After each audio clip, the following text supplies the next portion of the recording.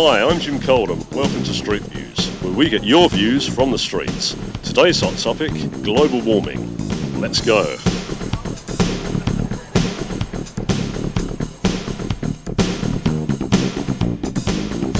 Do you believe all you hear about global warming? No. No. No, I don't. I think it's a serious problem and we have to do something. I hear a lot about global warming, so there's you have to work out what is the truth and what isn't the truth. So, no, I don't believe everything I hear about global warming. Do you believe all you hear about global warming? No, it's a load of rubbish. You don't believe anything what the government has to say, they just make things up so you can pay more money. Do you believe all you hear about global warming? Yes, I do.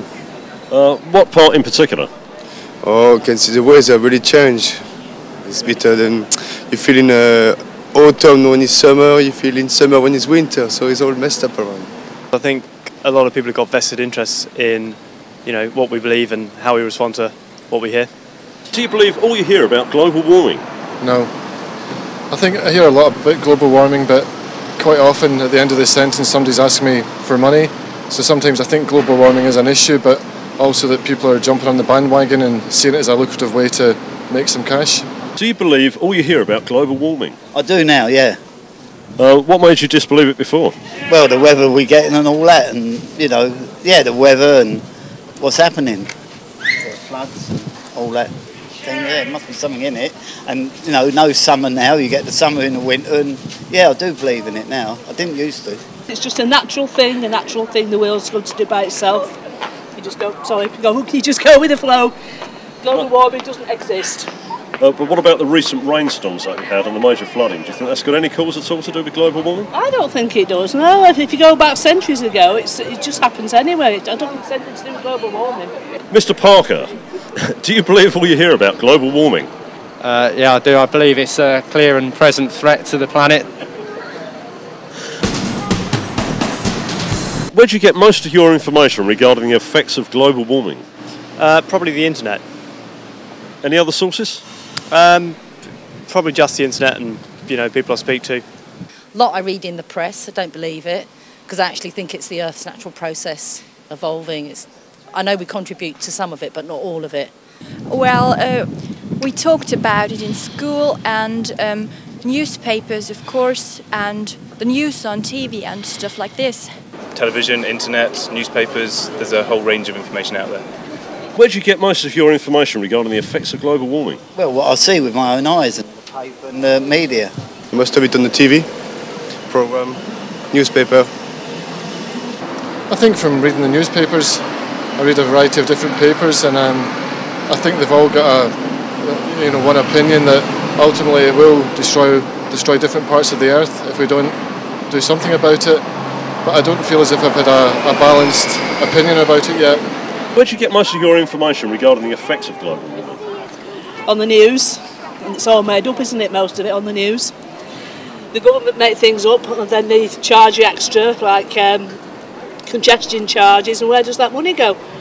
They take the money off it, it's not going to stop global warming, if there is global warming. Well, as you know, I've got like a vast network of computer systems back at the web, and that's where I get all my information from. What, in your opinion, is a major factor or cause? Major factor or cause? Well, these wars don't help it if there is anything to do with global warming. They should just stop making these bombs and that's it. No carbon dioxide pollution. So cars, power stations run on coal. I actually think it's the Earth's natural process doing what it does, like the ice age reoccurring, things like that. I do think people are not vigilant around recycling. I'm a massive recycler. I don't think the things about cars and stuff is a big issue, but it is being drawn to be a big issue. And people who need cars and transport are being penalised because there's fanatics out there saying it's their emissions from the cars that are causing the global problem.